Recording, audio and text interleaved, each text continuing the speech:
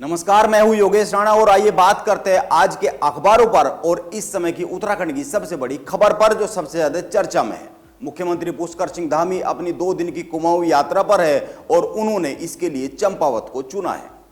और यात्रा की सबसे बड़ी खास बात यह है कि मुख्यमंत्री पुष्कर सिंह धामी ने चंपावत के बनबसा में एक जनसभा की है और मंच से घोषणा की है कि वो चंपावत से चुनाव लड़ने का प्रस्ताव अपने हाईकमान के सामने रखेंगे। उन्होंने तो यहां तक कहा है कि आप मुझे अपना विधायक ही समझ लीजिए।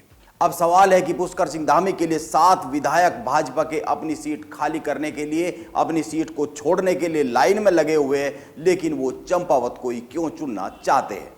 हालांकि वो यह सब बातें जनता की उस मांग के जवाब में कह रहे हैं मंच से, जिसमें पुष्कर सिंह धामी को चंपावत से चुनाव लड़ने की मांग जनता ने की है। यह एक जनसभा की बात है। इससे एक चर्चा शुरू हो गई है कि धामी चंपावत से ही चुनाव लड़ने की तैयारी कर रहे हैं क्या, क्योंकि उन्होंने मंच से सार्वजनिक तौर पर बहुत ही साफ साफ कहा है कि मैं चंपावत से चुनाव लड़ने का प्रस्ताव हाईकमान के सामने रखूंगा। और दूसरी बात, मुख्यमंत्री बनने के बाद पुष्कर सिंह धामी की यह पहली सार्वजनिक जनसभा थी जिसके लिए उन्होंने चंपावत विधानसभा क्षेत्र के बनबसा को चुना।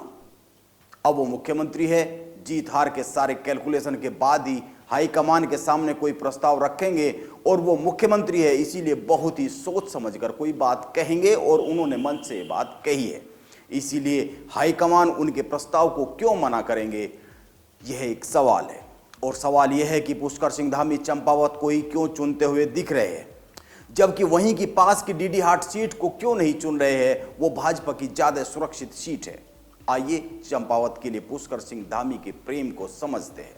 पहली बात, चंपावत के भाजपा विधायक कैलाश गहतोड़ी ने ही सबसे पहले पुष्कर सिंह धामी को अपनी सीट ऑफर की थी। दूसरी बात, चंपावत की भौगोलिक स्थिति को देखें तो यह सीट खटीमा विधानसभा क्षेत्र से सटी हुई है। इसका लाभ उपचुनाव में पुष्कर सिंह धामी को मिल सकता है। तीसरी बात, इस सीट के मतदाता उत्तराखंड बनने से पहले पिथौरागढ़ और खटीमा विधानसभा सीट में शामिल हुआ करते थे, दोनों सीटों में बटे हुए थे। उस समय टनकपुर और बनबसा का हिस्सा खटीमा में और बाकी जो पहाड़ी हिस्सा है, पहाड़ी क्षेत्र है, वो पिथौरागढ़ सीट में आया करता था।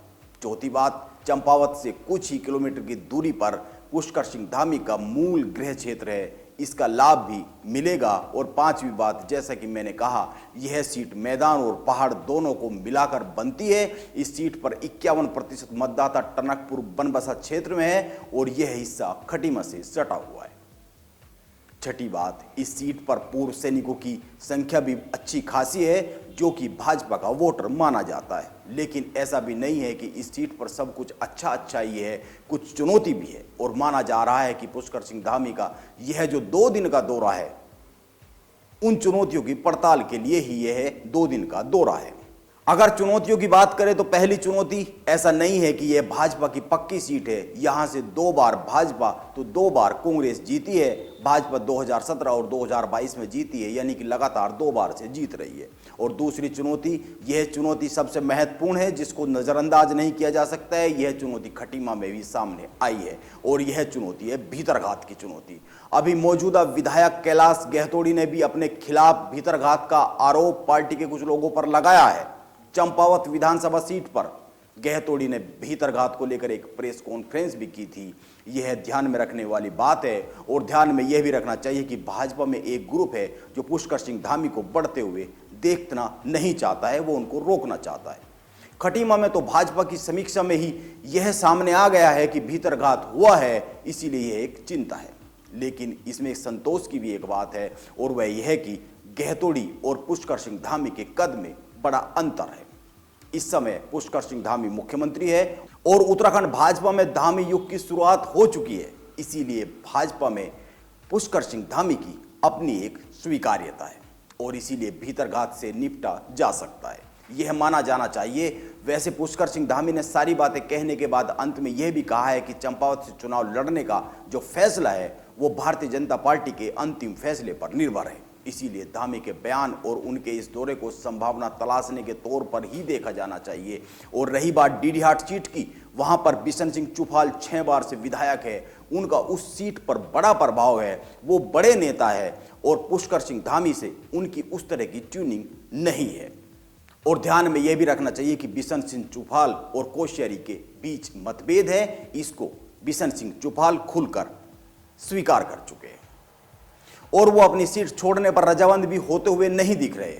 बाकी अभी थोड़ा इंतजार किया जाना चाहिए इसको लेकर कि पुष्कर सिंह धामी कहां से चुनाव लड़ने की घोषणा करने वाले हैं और भाजपा अपने मुख्यमंत्री को कहां से चुनाव लड़ाना चाहती है। पुष्कर सिंह धामी को सितंबर तक उत्तराखंड विधानसभा का मेंबर बनना है, इसीलिए अभी समय है और देखना है इस समय में कौन सी सीट पुष्कर सिंह धामी के लिए निकल कर सामने आती है, वो चंपावत ही होती है या कोई और होती है। लेकिन इस पूरे के पूरे घटनाक्रम से ये तो लग ही रहा है कि पुष्कर सिंह धामी का मन चंपावत पर अटका हुआ दिख रहा है। नमस्कार, आप बने रहे मेरे साथ।